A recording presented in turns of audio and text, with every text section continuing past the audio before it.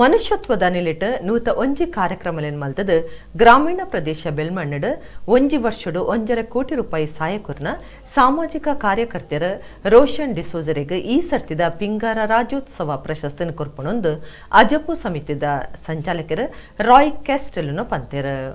ಪಿಂಗಾರ ರಾಜ್ಯೋತ್ಸವ ಪ್ರಶಸ್ತಿ ಅಜಬ್ ಸಮಿತಿದ ಜಂಟಿ ಸಂಚಾಲಕರು ಧರ್ಮದರ್ಶಿ ಹರಿಕೃಷ್ಣ ಪುನರೂರು ಸೋಮವಾರ ಕುಡ್ಲಡ್ ಸುದಿಕುಟೋಡ್ ಪಾತಿರ್ದು ಪಿಂಗಾರ ಪತ್ರಿಕೆದ ನಿಲಿಟ್ಟು ವರ್ಷಲ ಪಿಂಗಾರ ರಾಜ್ಯೋತ್ಸವ ಪ್ರಶಸ್ತಿ ನೊಕರೊಂದುಂಡು ಈ ಸರ್ತಿ ನವೆಂಬರ್ 13 ಕುಡ್ಲದ ಪುರಭವನುಡು ಪ್ರಶಸ್ತಿ ಕೊರ್ಪನ ಕಾರ್ಯಕ್ರಮವನ್ನು ಅಟ್ಟಣೆ ಮಲ್ದಾನ್ ಪಂಡ್ಯರು. ಆಶೆಪಟ್ಟವರಿಗೆ ಕೊಡುವುದಲ್ಲ, ಸರಿಯಾಗಿ ಸೇವೆ ಮಾಡಿದವನನ್ನು ಗುರುತಿಸಿ ಕೊಡುವಂಥ ಕೆಲಸ ಮಾಡ್ತೇವೆ. ಅದಕ್ಕೆ ಒಳ್ಳೆಯ ರೀತಿಯ ಒಂದು ಕಮಿಟಿ ಇದೆ.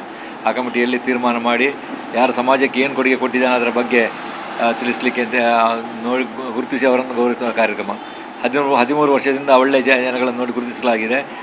ಪ್ರಶಸ್ತಿ ಅಜಿಪ್ ಸಮಿತಿದ ಸಂಚಾಲಕರು ರಾಯ್ ಕ್ಯಾಸ್ಟೆಲಿನೋ ಪ್ರಶಸ್ತಿದ ಬಗೆಟ್ ಇವರ ಕುಡ್ದು ನೂತ ಒಂಜಿ ಮನುಷ್ಯತ್ವ ನಿಲಿತ ಕಾರ್ಯಕ್ರಮಲೆನ್ ಮಲ್ತದ ಗ್ರಾಮೀಣ ಪ್ರದೇಶವಾಯಿನ ಬೊಳ್ಮಂಡ್ ಒಂಜಿ ವರ್ಷಡು 1.5 ಕೋಟಿ ರೂಪಾಯಿ ಸಹಾಯ ಮಲ್ತಿನ 38 ವರ್ಷದ ಜವನೆ ಸಾಮಾಜಿಕ ಕಾರ್ಯಕರ್ತರ ರೋಷನ್ ಡಿಸೋಜರೆಗ್ ಈ ಸರ್ತಿದ ಪಿಂಗಾರ ರಾಜ್ಯೋತ್ಸವ ಪ್ರಶಸ್ತಿನ ಕೊರ್ಕೊಂಡು bishop doctor Peter Paul Saldanha ಗುರ್ಕಾರ್ಮೆಡ್ ನಡಪನ ಲೇಸಿಡ್ ಕೇಮಾರ್ದ ಈಶ ವಿಠಲದಾಸ ಸ್ವಾಮೀಜಿರ್ ಆಶೀರ್ವಚನ ಕೊರ್ಪೆರ್.